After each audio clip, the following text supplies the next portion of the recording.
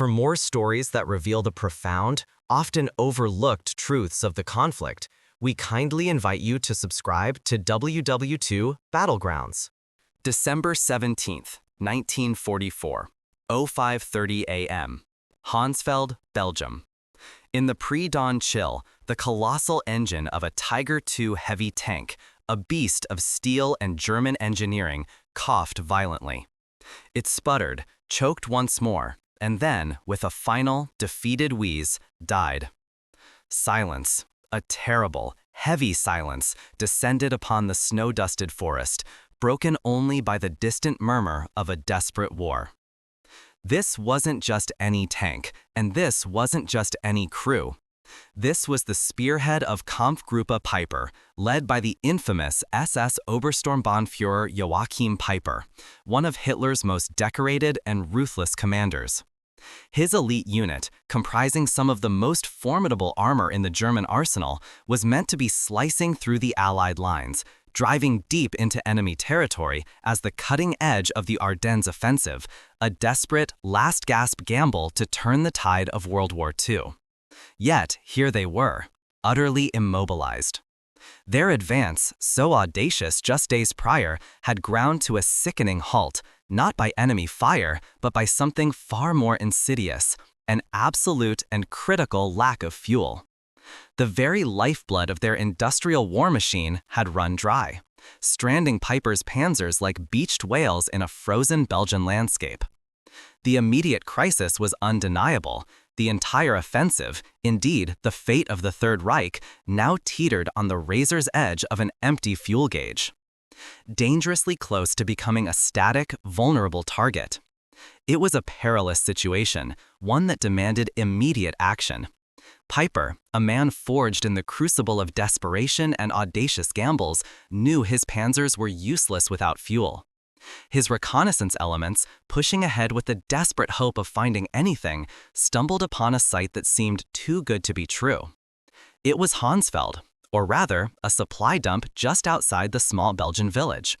Not a heavily defended stronghold, not a strategic crossroads, but a seemingly innocuous collection of tents and hastily constructed shelters.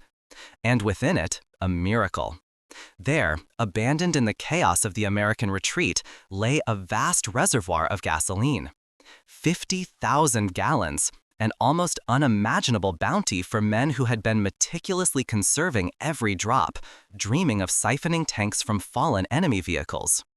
For Peiper and his battle-hardened troops, this was nothing short of a divine intervention, a gift from heaven itself. The roar of engines, once fading into a desperate wheeze, now promised a renewed surge. The tanks, previously condemned to a fiery, immobile end, were suddenly breathing again, their hunger for fuel momentarily satiated. The offensive, which had teetered on the brink of collapse just moments before, now had a second wind. Morale, flagging under the relentless pressure and the cold, stark reality of their fuel crisis, surged with a dangerous, almost manic energy. This was the lifeline they needed, the chance to ignite their stalled blitzkrieg once more, to push further towards the Meuse. They would not be static targets. They would be hunters again. The discovery at Hansfeld was, at first, a vision of pure salvation. As Peiper's men cautiously moved into the village, their eyes, weary from the relentless push and the gnawing anxiety of empty fuel gauges, fell upon a sight that seemed too good to be true. There, neatly stacked or haphazardly abandoned in what appeared to be a hastily evacuated American supply depot, were thousands of 5-gallon jerry cans and larger drums, brimming with the precious liquid. 50,000 gallons. A collective sigh of relief, audible even amidst the distant rumble of artillery, swept through the Panzer Grenadiers. This was a miracle, a godsend, enough to reignite their stalled offensive, and perhaps, just perhaps, see them through to the Meuse. The roar of engines, once fading into a desperate wheeze, now promised a renewed surge. The tanks, previously condemned to a fiery, immobile end, were suddenly breathing again, their hunger for fuel momentarily satiated. The offensive, which had teetered on the brink of collapse just moments before, now had a second wind. Morale, flagging under the relentless pressure and the cold, stark reality of their fuel crisis, surged with a dangerous, almost manic energy. This was the lifeline they needed, the chance to ignite their stalled blitzkrieg once more, to push further towards the Meuse. They would not be static targets, they would be hunters again. The discovery at Hansfeld was, at first, a vision of pure salvation. As Peiper's men cautiously moved into the village, their eyes, weary from the relentless push and the gnawing anxiety of empty fuel gauges, fell upon a sight that seemed too good to be true. There, neatly stacked or haphazardly abandoned in what appeared to be a hastily evacuated American supply depot, were thousands of 5-gallon jerry cans and larger drums, brimming with the precious liquid. 50,000 gallons. A collective sigh of relief, audible even amidst the distant rumble of artillery, swept through the Panzer Grenadiers. This was a miracle, a godsend, enough to reignite their stalled offensive and perhaps, just perhaps, see them through to the Meuse. But as the initial elation subsided, a colder, far more terrifying realization began to dawn upon Joachim Peiper. He watched his men, their faces smudged with grease and exhaustion, siphoning the fuel, their movements a desperate testament to their need. Yet the sheer quantity of what the Americans had simply left behind gnawed at him. This wasn't a small tactical cache. This was an enormous, deliberate discard. It wasn't the spoils of a hard-won fight, but surplus, deemed too cumbersome to move, too insignificant to protect, or simply too abundant to bother with. Peiper's mind, sharp and ruthless, began to connect the dots. His own tanks, the apex predators of the German war machine, had been brought to a standstill for want of a mere fraction of this amount. His entire campaign, the very gamble for the Western Front, hinged on seizing enemy fuel depots.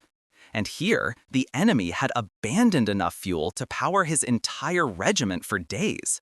The moment was chilling. It ripped away the veil of German propaganda and the desperate self-deception that had sustained the Reich. Peiper, in that Belgian village amidst the scent of gasoline and fear, understood with a sickening clarity that Germany had fundamentally misjudged the scale and nature of the war they were fighting. This wasn't a conflict of tactical brilliance or individual courage against limited resources, as he had been taught. This was an industrial behemoth clashing with a desperate, starving foe. The Allies weren't just fighting a war. They were drowning Germany in a deluge of steel, bullets, and, most damningly, fuel. The casual abundance of 50,000 gallons of discarded American gasoline spoke volumes, screaming a truth far more devastating than any artillery barrage. Germany was not just losing, they were outmatched on a scale so vast it was almost beyond comprehension. For Joachim Peiper, the problem was immediate. His tanks were running on fumes. But for the Third Reich, the fuel crisis was a slow-motion catastrophe that had been unfolding for months, a strategic death knell orchestrated from thousands of feet above. To understand Peiper's desperate gamble, we must step back to the very foundations of Germany's war machine in 1944, a time when the true enemy was not always visible but ever present, the relentless, suffocating grip of oil starvation. Albert Speer, Hitler's Minister of Armaments and War Production, was no fool. He saw the writing on the wall, even if his Führer chose to ignore it. His reports throughout 1944 painted a grim, increasingly apocalyptic picture. Germany, a nation with virtually no natural oil reserves, had built its military might on a fragile foundation of synthetic fuel production, converting coal into precious gasoline and aviation fuel. These complex, sprawling plants, the industrial heart of the Third Reich's petroleum supply, were its Achilles heel. And the Allies knew it. Operation Point Blank, initially focused on destroying the Luftwaffe, had evolved into a surgical, devastating campaign against these synthetic fuel facilities. From the massive hydrogenation plants at Luna and Politz to the smaller, vital factories scattered across the Reich, wave after wave of Allied bombers systematically pounded them into ruin. Speer's figures were stark. German fuel production, which had peaked in early 1944 at over 570,000 tons a month, had plummeted to a catastrophic 17,000 tons by September. It was a drop of over 95%, a decimation of the very lifeblood of the Wehrmacht. The impact was immediate and devastating, rippling through every branch of the German war machine. The Luftwaffe, once the terror of Europe, became a ghost force, its precious Messerschmitts and Focke-Wulfs grounded for lack of aviation fuel. Pilots, once masters of the sky, sat idle, their training severely curtailed, their machines starved. The mighty U-boat fleet, once a grave threat to Allied shipping, found itself confined to port, unable to even reach the open ocean for extended patrols. And the panzer divisions, the very spearhead of the blitzkrieg, were reduced to static artillery pieces, their engines silenced, their mobility a fading memory. Tanks that could have raced across the Western Front sat waiting for fuel that never arrived, their crews growing increasingly desperate. Even civilian life was impacted, with severe rationing turning every drop of petrol into a commodity more precious than gold, and the Gestapo investigating thefts of even a single liter. This was the true state of Germany's war in late 1944. A nation choked by a strategic resource famine, its once mighty military increasingly immobile, its grand designs reduced to desperate fuel-starved gambles like the Ardennes Offensive.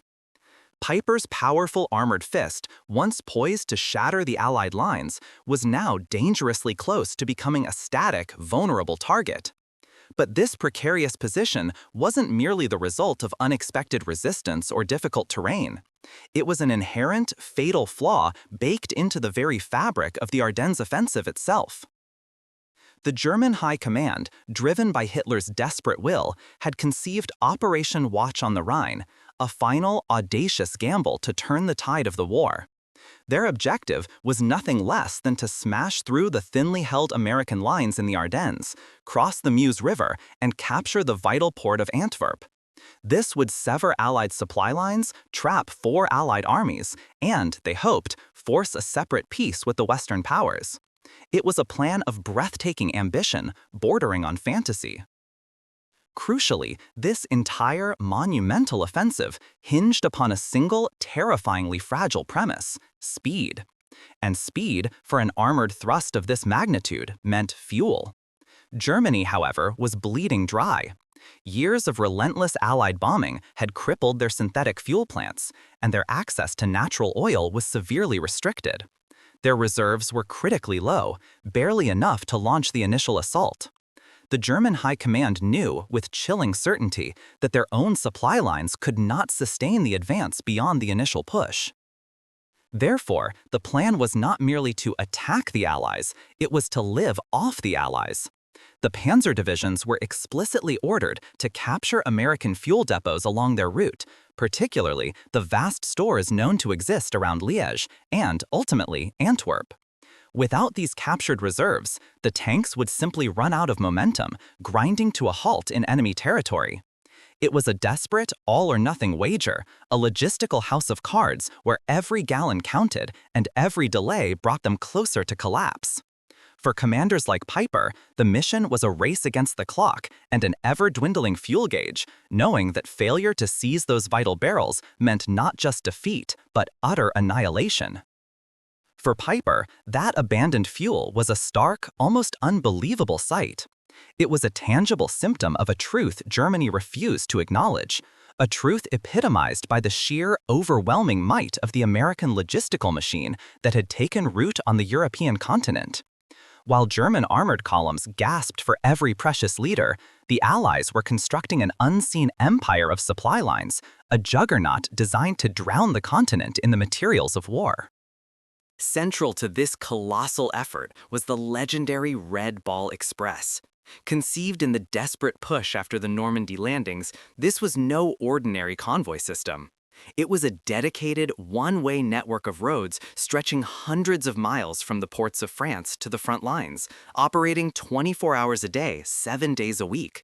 At its peak, over 6,000 trucks, mostly 2.5-ton deuce-and-a-half cargo trucks, driven by predominantly African-American soldiers, ferried an astounding 12,500 tons of supplies daily.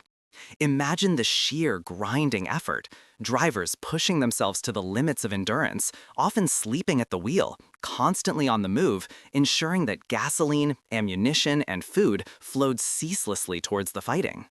But even before the trucks hit the road, the fuel had to arrive. And for that, the Allies turned to an engineering marvel, Operation Pluto, pipeline under the ocean.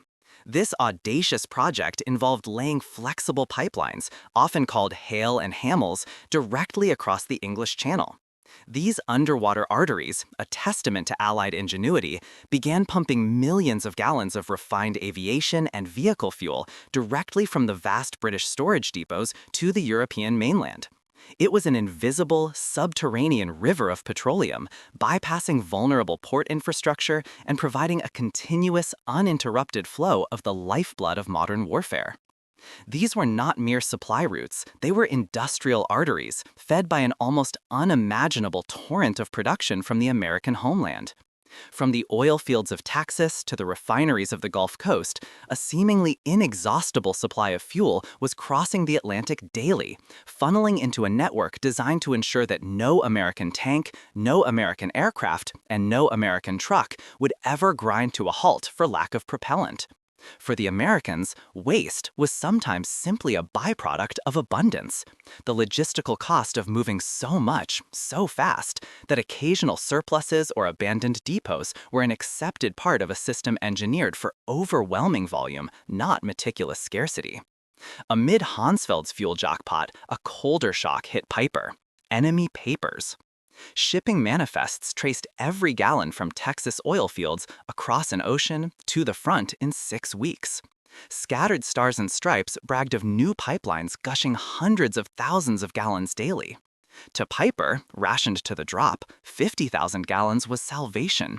To America, a morning's shrug, left behind without a blink. His heaven-sent prize wasn't victory. It was proof. Germany bled for leaders. The US swam in oceans. Futility stamped in black and white. The stark reality of industrial war, as Joachim Peiper was now grasping, was a tale told in gallons. On one side, the German war machine, once feared across continents, was now gasping for every drop. The mighty Luftwaffe, which had terrorized Europe in the early days of the war, was largely grounded by late 1944. Its highly trained pilots, once the elite of the skies, sat idle, their formidable machines rusting on airfields for lack of the precious high-octane fuel that would allow them to challenge Allied air superiority. Germany's navy, the Kriegsmarine, once a menacing presence in the Atlantic, found its U-boats confined to port, their sleek hulls unable to slip beneath the waves to hunt convoys, not due to lack of will or skill, but due to an insurmountable deficit of diesel. This desperate scarcity permeated every facet of German life. Civilians faced severe rationing, with fuel allocations for even essential services pared to the bone. The simple act of driving a private vehicle became a luxury of the distant past. So critical was the situation that the Gestapo, the feared secret police, were diverted from hunting political dissidents to investigating the theft of mere liters of fuel, a chilling testament to the value placed on every single drop. The entire nation was a testament to deprivation, a constant gnawing anxiety over dwindling resources. And then there was the other side of the coin, the American side, embodied by the bewildering sight that greeted Peiper at Hansfeld. 50,000 gallons of fuel, not merely expended in battle, but discarded, left behind, unnecessary. The sheer audacity of such an act, the casualness of abandonment, struck Peiper with the force of a physical blow. It wasn't just a discovery, it was a revelation. While Germany's fate hung precariously on the allocation of a few thousand liters, the Americans could simply walk away from 50,000 gallons. It was an amount that could have powered a significant portion of Peiper's entire offensive for days. But to the Americans, it was little more than an inconvenience, a small, easily replaced casualty of rapid movement. This wasn't merely a difference in tactics, it was a fundamental disparity in the very fabric of their war-making capabilities. Even as Peiper grappled with this profound realization of American industrial might, his immediate reality remained the desperate hunt for fuel. His elite unit, the 1st SS Panzer Division, pushed deeper into the Ardennes, their eyes set on the next prize, the town of Stavelot, a crucial crossroads and, more importantly, a known Allied fuel depot. What they found there was another staggering testament to the gulf between the two warring powers, a scene that would forever etch itself into the annals of this brutal offensive. As Peiper's tanks rumbled closer, American engineers, fully aware of the dire consequences of such a prize falling into German hands, made a brutal, necessary decision. They could not hold Stavelot, but they could deny its most vital asset. With German artillery shells already raining down, they systematically began to destroy what they could not evacuate. Flames erupted, thick black smoke billowed into the frigid December sky, and the roar of exploding storage tanks echoed through the valley. It was a desperate act of strategic denial, a sacrifice of unimaginable proportions to prevent the enemy from breathing new life into their stalled offensive. They deliberately incinerated 2.1 million gallons of precious fuel, enough to power Peiper's entire drive to the Moose and back several times over. This wasn't an isolated incident. This was a deliberate, calculated strategy. In the first frantic week of the Ardennes Offensive alone, the Allies, rather than risk their vast reserves falling into German hands, systematically destroyed an astonishing 8 million gallons of fuel. Imagine the scene: colossal infernos, rivers of burning gasoline, an almost apocalyptic landscape of strategic waste. For the Americans, it was a bitter pill to swallow, but a necessary one. For the Germans, it was an unfathomable display of abundance. 8 million gallons. That single figure surpassed the total fuel allocated to the entire German 6th Panzer Army for their entire Ardennes offensive. It was more than enough to have fueled every single German tank, truck, and half-track from the German border, across the Moose, and deep into the heart of Belgium. This wasn't an isolated incident. This was a deliberate, calculated strategy. In the first frantic week of the Ardennes offensive alone, the Allies, rather than risk their vast reserves falling into German hands, systematically destroyed an astonishing 8 million gallons of fuel. Imagine the scene: colossal infernos, rivers of burning gasoline, an almost apocalyptic landscape of strategic waste. For the Americans, it was a bitter pill to swallow, but a necessary one. For the Germans, it was an unfathomable display of abundance. 8 million gallons. That single figure surpassed the total fuel allocated to the entire German 6th Panzer Army for their entire Ardennes offensive. It was more than enough to have fueled every single German tank, truck, and half-track from the German border, across the Moose, and deep into the heart of Belgium. This wasn't just a tactical denial. It was a psychological blow, a visible manifestation of an insurmountable industrial disparity. While Peiper's men scoured abandoned villages for a few precious jerry cans, the Americans were deliberately setting ablaze quantities that would have been a king's ransom for the desperate Wehrmacht. It underscored a truth that would haunt the German high command. The Allies weren't just winning on the battlefield, they were winning a war of resources, a conflict where the sheer scale of their industrial output and logistical capacity dwarfed anything the Axis could ever hope to muster.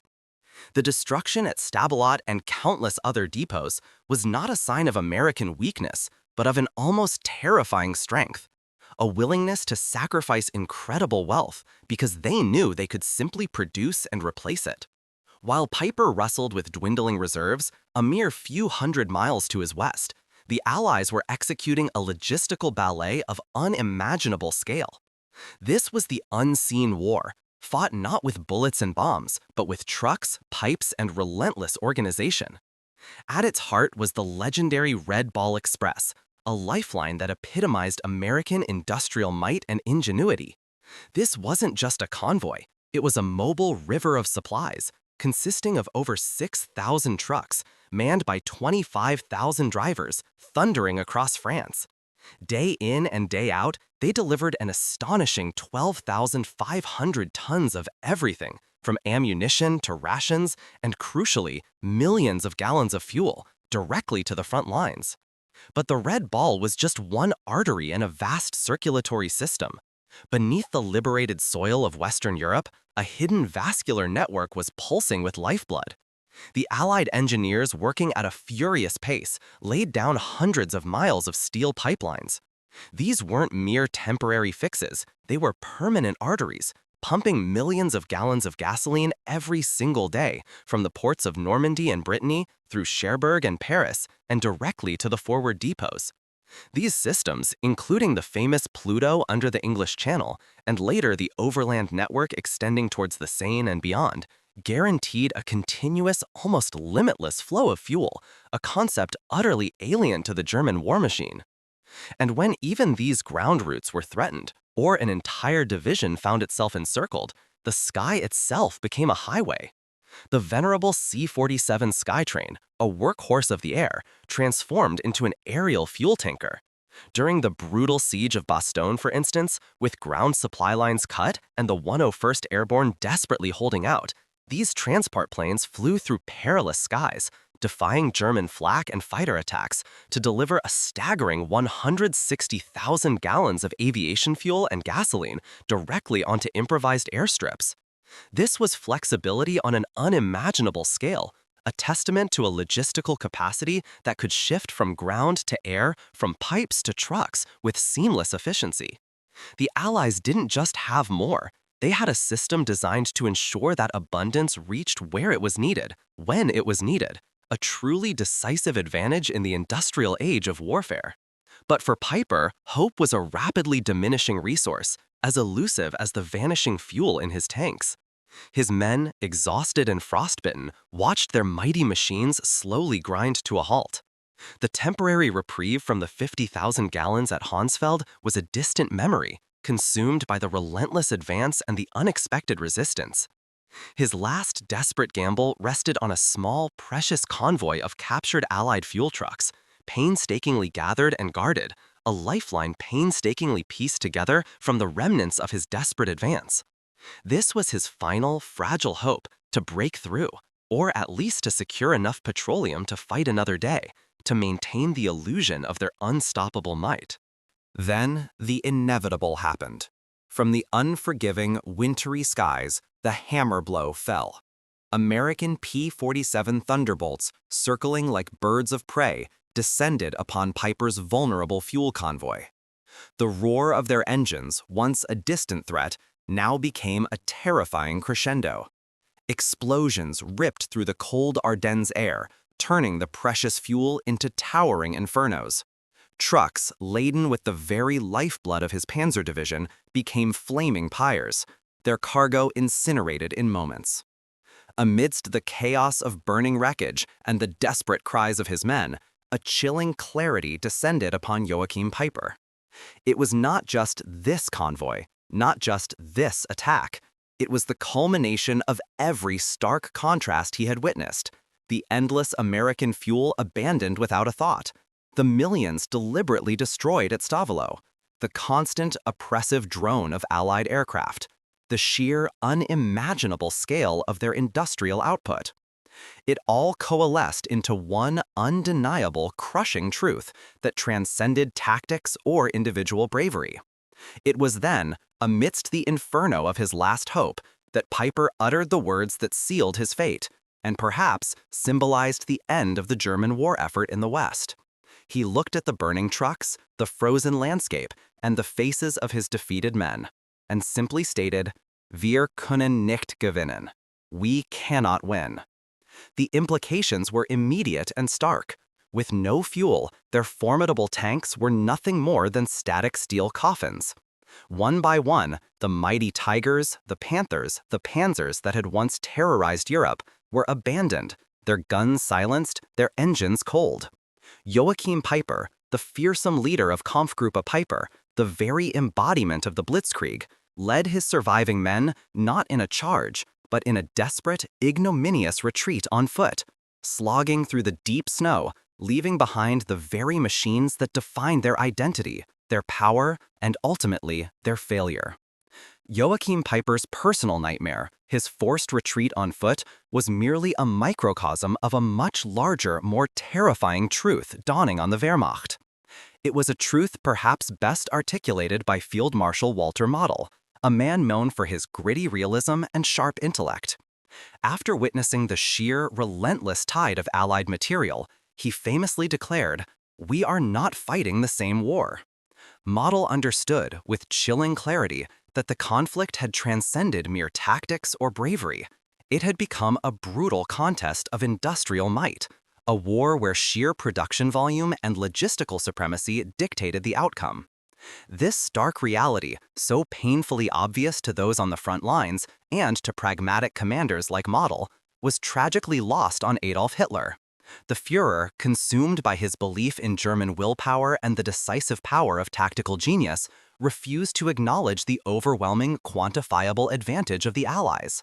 For him, every setback was a failure of nerve, a lack of aggression, never a fundamental inadequacy in resources.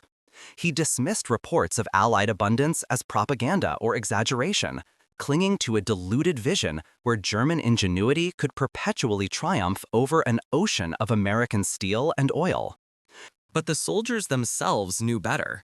Their letters home, often intercepted or later discovered, painted a vivid, heartbreaking picture of despair and awe. They spoke not just of combat, but of the ceaseless roar of American trucks, the endless convoys stretching for miles, the mountains of supplies that seemed to appear from nowhere. One German grenadier wrote, "They have everything: fuel, ammunition, tanks. It never stops." Another, after encountering an abandoned American supply dump, simply stated, "It is as if they print these things. We fight for every liter, every round, and they just throw it away." These weren't isolated observations. They were a collective, bitter realization permeating the ranks. The American soldier might not always be the most seasoned or ruthless, but he was undeniably the best equipped, supported by an industrial colossus that seemed to mock every sacrifice made by the Wehrmacht. The sheer, almost casual abundance of the enemy was a psychological weapon more potent than any artillery barrage, slowly eroding the morale and the very will to fight. The cold truth haunted Peiper long after retreat. Ardennes revealed modern war's soul. Not heroism, not tactics. Industrial might decided all. Germany's skill clashed with Allied scale. Tigers handcrafted in agony. Shermans poured from factories like rain. Panzers starved on synthetic scraps. America drowned fronts in Texas oil. Numbers scream. 1944, US 90,000 planes versus Germany's 30,000. Tanks 17,000 versus 10,000, already breaking. Oil? Allies outproduced Axis tenfold. Synthetic genius became Germany's fatal flaw. This wasn't stats. It was war's skeleton. Allies absorbed blows, replaced steel instantly, attacked without pause. Logistics, Red Ball, Pluto, pipelines, was the silent genius turning factories into thunder on the battlefield. Peiper, elite and fearless, embodied German brilliance. Yet his best were crushed by an unseen enemy. Endless production, flawless supply. America burned 50,000 gallons to deny it.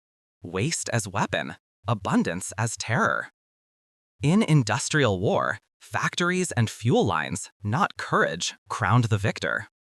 In the quiet Belgian village of Gleize, a colossal steel relic stands guard, a turretless, rusting Tiger II. This is Joachim Peiper's abandoned beast, and it is more than just forgotten metal. It is a silent monument, a chilling, tangible reminder of the brutal lesson that defined the Second World War. When Peiper abandoned his prized Tiger and fled into the frozen night, he left behind a symbol of a collapsing system. This terrifyingly mighty tank wasn't defeated by enemy fire. It was defeated by an empty fuel gauge. It stands as a stark testament to a logistical failure so profound that no amount of tactical genius or human bravery could overcome it. Peiper's story is just a snapshot, but it exposes the core truth of industrial war.